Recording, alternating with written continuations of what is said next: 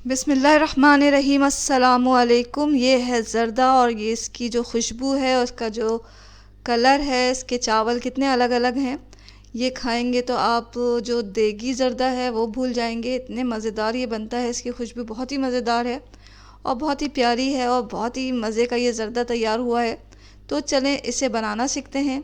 इस ज़र्दे के लिए हमने जो है चावल लिए हैं वो सेला है। आप चाहें तो प्योर बासमती राइस भी ले सकते हैं। अगर आपने सेला लिया है तो इसे 4-5 घंटे ज़रूर भिगोएं, पानी में भिगो लें इसे धोने के बाद।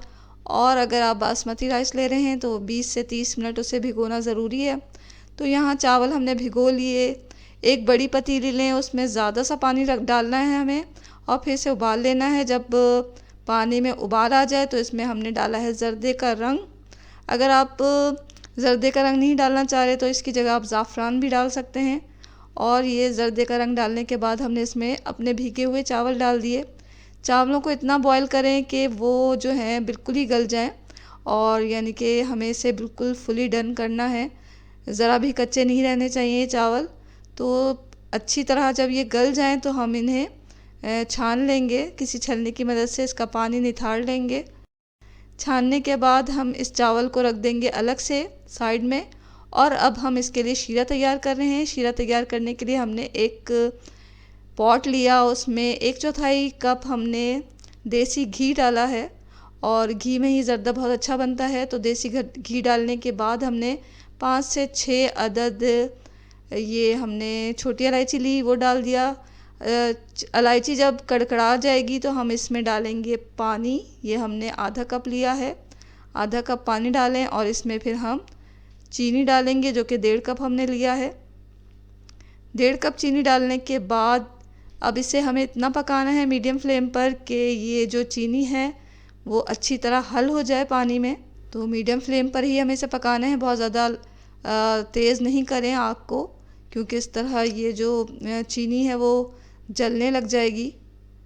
तो मीडियम फ्लेम पर हम इसे मुसलसल चमचा चलाते हुए पका लेंगे। यहाँ जब चीनी अच्छी तरह पानी में हल हो गई और हमारी शीरा तैयार हो गया तो हम इसमें अपने चावल डाल देंगे। साथ ही हमने डाल दिया है तमाम नट्स और किशमिश। आप चाहें तो अपनी मर्ज़ी के मुताबिक ये नट्स डालें और चाहें तो बहुत ही कम डालें, चाहें तो ज़्यादा डालें, जो दिल चाहे आपका डालें। तो यहाँ हमने काजू हैं, कुछ बादाम, पिस्ते हैं और किशमिश डाला है। इसके अलावा हम इसमें अशरफ़ी या टूटी फ्रूटी भी डालेंगे। यहाँ हमने टूटी फ्रूटी डाला है, आप चाहें तो अशरफ़ी भी डाल सकते हैं। तो अभी हम अशरफ़ी नहीं डाल रहे और आखिर में डालेंगे। हमें इस ज़र्दे को इतना पकाना है मीडियम टू हाई फ्लेम पर कि पानी बिल्कुल अच्छी तरह ड्राई हो जाए। यहाँ पानी अच्छी तरह ड्राई हो गया तो हमने फ्लेम को किया है बिल्कुल ही लो और ऊपर से हमने अशरफ़ी या टूटी फ्रूटी डाल दी। और फिर हम इसमें खोया भी डाल देंगे, थोड़ा खोया डाल दें। और कुछ खोया जो है वो हम आखिर में डालेंगे, गार्निश करते वक्त, सर्व करते वक्त आखिर में डालना है हमें खोया। तो हमने थोड़ा खोया इसमें डाल दिया और फिर हम इसे बिल्कुल ही लो फ्लेम पर 15 से 20 मिनट के लिए दम पे रख देंगे। दम देने के बाद हमने आखिर में डाला है केवड़ा एसेंस। केवड़ा एसेंस आप डालें, चंद कतरे केवड़ा एसेंस के डाल के अच्छी तरह से मिक्स कर लें। और यहाँ हमारा ज़र्दा बिल्कुल तैयार हो चुका है। देखें इसका कितना अच्छा कलर आया है और तमाम चावल कितने खिले खिले हैं। और ये बिल्कुल भी अकड़े नहीं हैं क्योंकि हमने इसे पूरा अच्छी तरह गलाल कर इसमें डाला था शीरे में, तो ये इससे अकड़ते नहीं हैं। और बहुत ही अच्छा हमारा ये ज़र्दा तैयार हुआ है, बहुत ही खुशबूदार है और ये बिल्कुल देगी ज़र्दा तैयार हुआ है।